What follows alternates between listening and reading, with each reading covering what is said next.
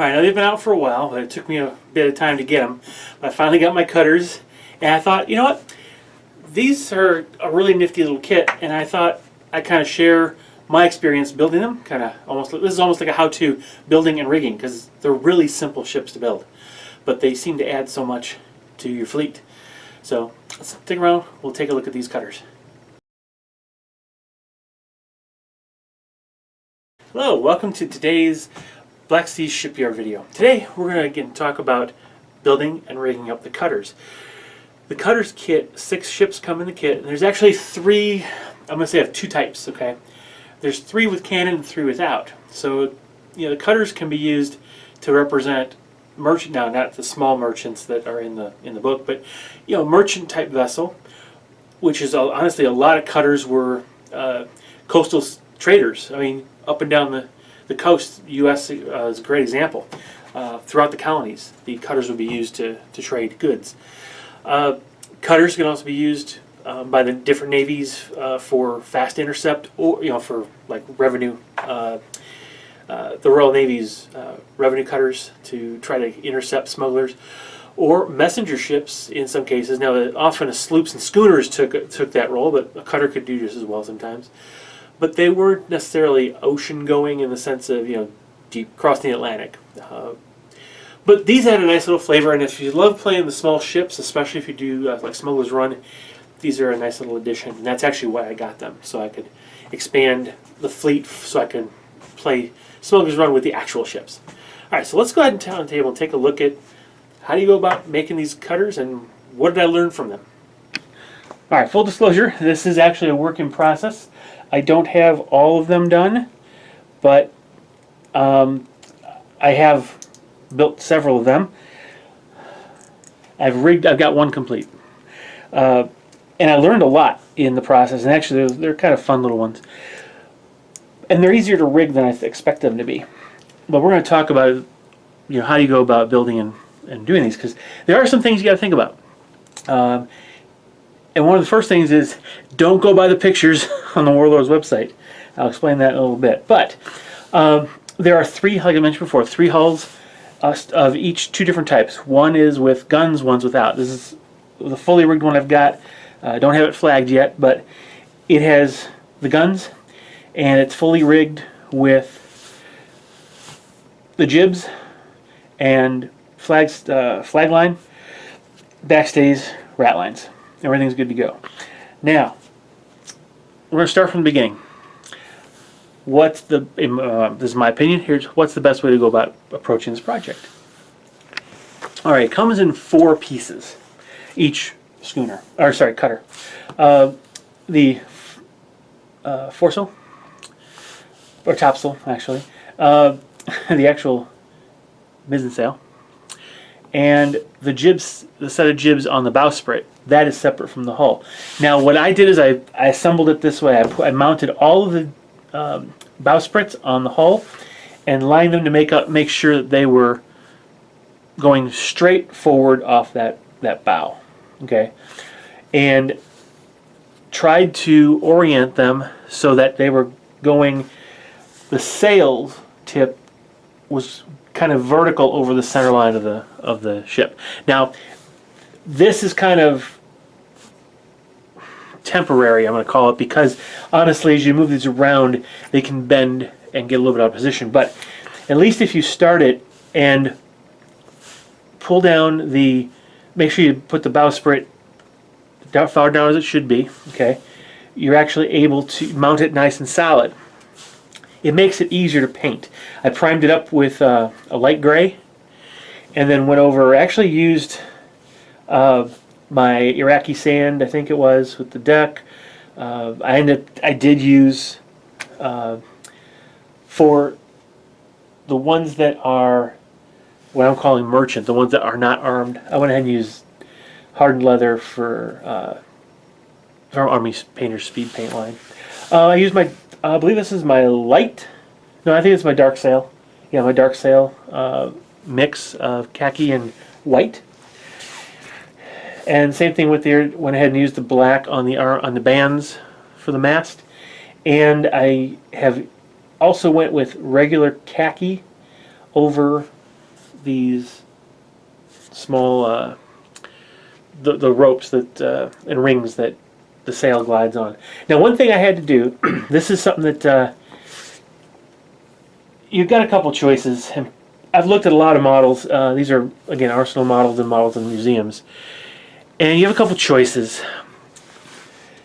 I didn't find a standard. I just found different options. Here, you've got, I've decided to run my flag line from the tip of the gaff boom all the way down to basically straight down, tied to the lower boom here. I've seen those it done that way. Now there's other times where it's actually run from here down to the very stern. I didn't want to do it that way. Now, if either way, if you do, regardless which one you want to do, you're going to have to drill a hole either in the very stern or straight down in the sail right above that boom. And you know, again, a number 72 to number 70 drill bit works fine. 68 is probably a little bit too big, even for Warlords. I think 70, or sorry, for Warlord Games thread, 70 is probably, 72 is good enough. 70 is a little bit bigger, maybe a little less of a headache running the thread through. But you'll want to drill that either before or after you prime it. Okay, and so I did the same thing here. Now, there's a couple location differences. Now, some of these flag lines were rigged straight down below the tip of the top boom. Some were literally halfway down the lower boom. That's where it mounted to. So I mixed it up. I have a couple that are mounted directly underneath and a couple that are mounted midway through that boom. It gives me some variety. But very simple to go through, you know, drill it in, and now you've got the ability to tie off your line. Now, once you get it all painted up, now you're going to want to simply mount the sail, the mainsail, on like this. Now notice the mast is leaning backward. This is an important feature of the cutter. The rear lower boom needs to be parallel to the waterline. That's how the ships are designed. And that does mean that the mast tilts backward. Now, Warlord's site, you'll see the pictures, it's vertical, it's straight up and down. And it looks like this, essentially. And personally, it really looks wrong, but it's like this, okay? Compare that to the what I'm going to call the correct historical design, okay? Now, to me, it makes a big difference. To you, if it does, it's okay if it doesn't. But this is what I went for. I'm trying to match it up. Now, here's what's really interesting. They've designed this very, very well, because if you mount it properly, these sails, the lead edge lines up with the 3 points where it's supposed to mount to the mast. The lower jib mounts right, basically right underneath here. See if I get this closer. The line is going to come up right up into this position right here, which will be right over the top of that lower yard arm. This one will come up right above that yard arm, and this one will come right up at the top. Now you'll notice this one, like I said, this is a work in process, right? And I left this one to show you. See how it's not quite lined up? So all you need to do, so you pull it down so you see they're lined up. And now you're able to run your lines exactly as they're designed to run. Okay? Alright, so let's take a look at the next step. Alright, now once you've got the main mast in and at its proper angle, and you can do this before you adjust the bowsprit, but I wanted to talk through that right at the beginning, because the topsail wasn't in the way. But now that we've talked about that, let's go back and go into the next step. Again, I haven't this is another one. This is one of my Spanish Navy with the yellow ochre, or I guess it's brown ochre, mast and stripe with the black hull. Alright, so here I've mounted the topsail, and on all of mine, because of the way Warlords designed this, where both yard arms are actually on the piece, you can actually mount these at an angle to kind of catch the wind, which is very, very typical of the way a sail should be mounted. So I went ahead and I've mounted these at an angle. Now the way you do this is you're going to put the top yard arm on or toward the top of the band here, and then you'll see it's cut out there, it's notched. And you put the bottom on this little shelf. See if I can put my finger there, you can see it. Okay, so it'll be on the shelf, and once it's on the shelf, that tells you basically how far up to mount it. And once you've done that, you can swing this, within reason, any angle you want, and then glue it. Now, okay, let's cover this again, because this is when you want to do this. Once you have the topsail mounted, now remember, bottom jib is going to go right over the top of the yard arm and secure.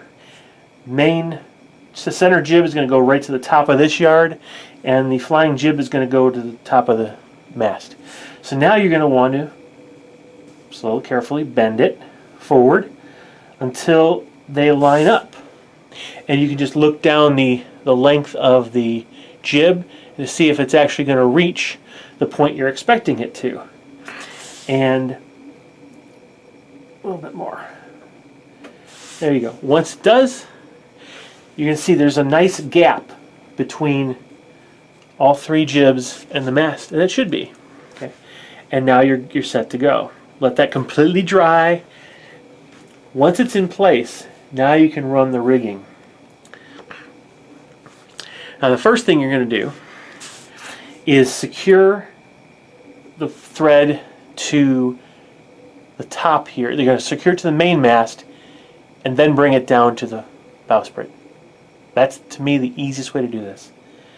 Secure it, just as I've talked about in my rigging video. I'll tag those at the end of the video on the end card. And then run the line down and secure this to right in front of where the jib hits the bowsprit. Secure it off there. Make sure it's the line itself is right on top of the jib. And if it isn't, you can twist it to get it on top. And you'll glue that in. You actually can run a bead of glue along that to hold it in. Then go with the next one, which is going to be at the top of the yard, and then secure that to right here. And then the very tip to the tip. And that's what you're going to end up with here. Okay. 3 separate lines, very simple to tie, and that's done. Now, what you can do, now I kind of did a little bit of a cheat. I figured with this, I was going to make this a little bit longer. So I went ahead, now you're going to, let me back this up. The line from the top of the yard arm here to the end of this is one piece of rigging, and then you're going to have the flag line goes down, but I also know I'm going to have a flag halyard, I think is how you call it, going up to the top here. So I went ahead and did kind of all 3 with one. So I kind of cheated here. All right, I'll be honest. With this top sail, I started here on the bowsprit, went up to the tip, following the edge of this so I knew where on the tip to tie it. Brought it down here to tie that in. Brought it back to here, tied it, and then ran it down here and put it through the hole and tied it off. So I got all that in one. And then I went ahead and did my backstay. Now the backstay is very, very simple. The thing is, you don't have,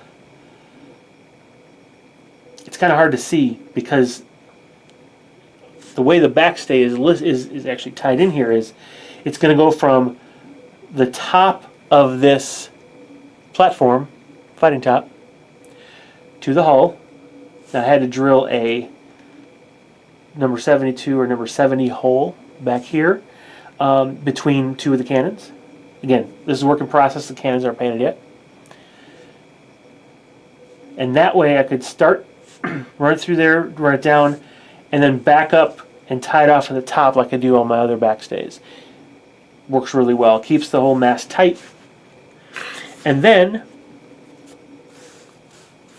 all the rigging is done. Now, if you want, remember, you don't have to do it in one line. You can do this. This makes sense to do in one line, to go from the top of the yard to the end of the boom, down, do the flag halyard. Do that as one line because there's no reason to not do that. Putting a flag line up here, it's up to you. I mean, however you want to do that. Now, when it comes to the rat lines, that's where the cutter's different. Remember, your mast is backward. It's supposed to slant backward. And that means the cutter's rat lines are going to slope backward. So these, you're going to use the rat lines from the brig kit, which I believe comes just a single brig line, a set of brig, what do you call them? Brig rat lines come. And you're going to use one set. And it's, unfortunately, it's going to be this, the main mast rat lines from the brig. The reason I say unfortunately is because that means you have to make a couple modifications. Okay. Notice it's the proper height, but also notice how much narrower the rat line is. You're going to have to cut off the last two of the rat lines. And you're going to want to cut it so that your cut comes right along the edge of that third one on the outside, so you don't have any of those little pieces sticking out, or as few as possible. That way the rat line fits on the channel that's on the mount here. And you're going to again mount it backward so that the straight edge, the perpendicular part of the rat line, is to the rear and the sloped part is to the front or to the bow. And that's your cutter. Ready for action. Whoops. Now, you saw it fall over. That's one little thing I don't like about the cutters, schooners, and I'm sure the sloops when I get them. And it's not a knock on the company at all.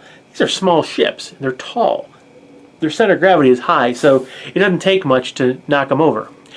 One thing you might want to do is buy a thin sheet of acetate. It's clear plastic, okay, but a small sheet, a thin sheet.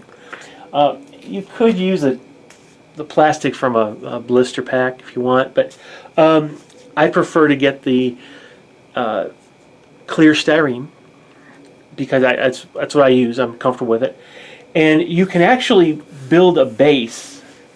Just whether it's oval or square, or whatever, you just cut a base that's a little bit, well, a lot wider, maybe twice as wide as this, and just maybe just a hair longer. That'll give it some stability on the tabletop, and because it's clear, you won't get in the way of using your template, your turn gauge, to maneuver your ship, or to maneuver with the movement template, right? So that's the one thing I haven't done yet. I will eventually do. So it starts out as this.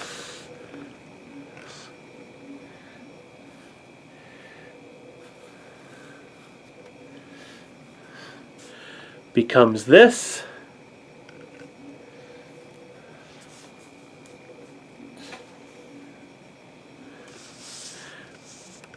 Then becomes that. And then finally, that. The fully rigged cutter ready for action. Alright. I hope you found that useful. Cutters, I do actually like this kit. I love how simple they are.